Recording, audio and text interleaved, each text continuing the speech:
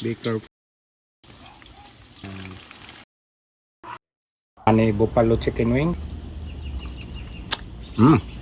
So delicious.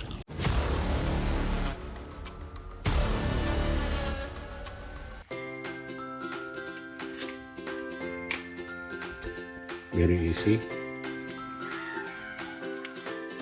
Just cut right into the joint of the chicken wing like that. The joint is right here. Just cut here directly. Kitchen scissors, or you can use knife. So I'm using my homemade seasoning, which is salt, garlic powder, paprika, brown black pepper right there. This is my homemade. If you don't have this one, you can use your ordinary salt, garlic powder, paprika, brown black pepper for your seasoning. There.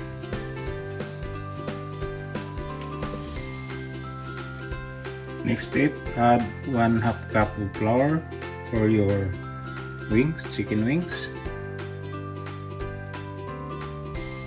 There. 2 tablespoons of cornstarch. Add 2 pieces of whole egg. There.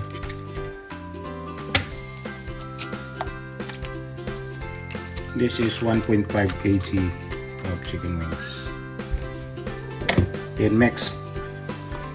Well, just make it sure you wash your hand before you mix it. If you're not comfortable using your hand, well, this is for home, not commercial. But in the restaurant or in the hotel, if you make this recipe, use gloves. That's the proper hygiene. Going to cook around 260 Fahrenheit. So right there, it's perfect. So you can keep overnight if you want. Good to go for frying. So we need oil to deep fry our chicken wings.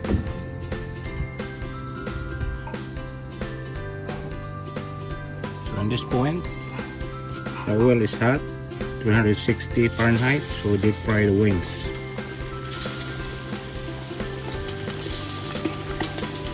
Be careful. So we deep fry probably around 7 to 8 minutes. The perfect, crispy, juicy chicken wings, not dry, not overcooked, an exact cooking temperature. There. To cook outside.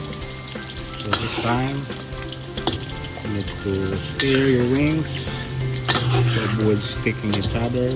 To cook evenly, and of course to avoid stick to each other. Continue cooking.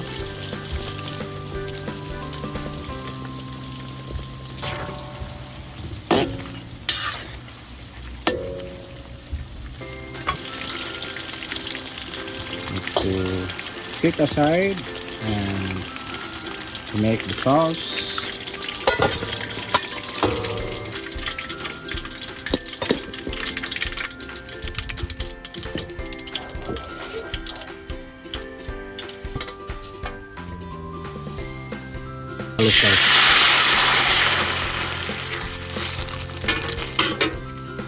Honey buffalo. So it makes spicy and add your 1/4 cup of buffalo, tablespoon of honey, or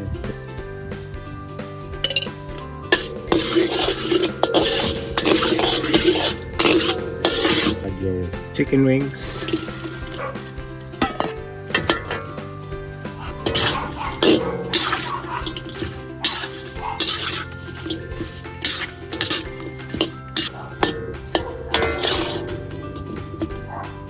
Plating. Very saucy, smells so good.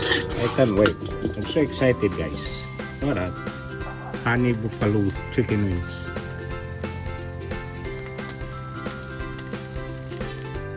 Look at that. Honey buffalo chicken wings. Look at that, guys. So excited and famous, guys. Look at that. Crispy outside, juicy, tender inside.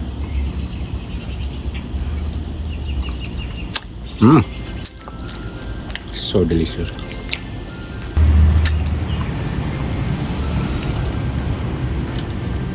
So delicious, guys. Try this. Follow my recipe. Check it out. Thank you so much for watching. If you are new in my channel, please don't forget to subscribe. Press the notification bell for you updated every time I have an upload video. See you guys. God bless you all.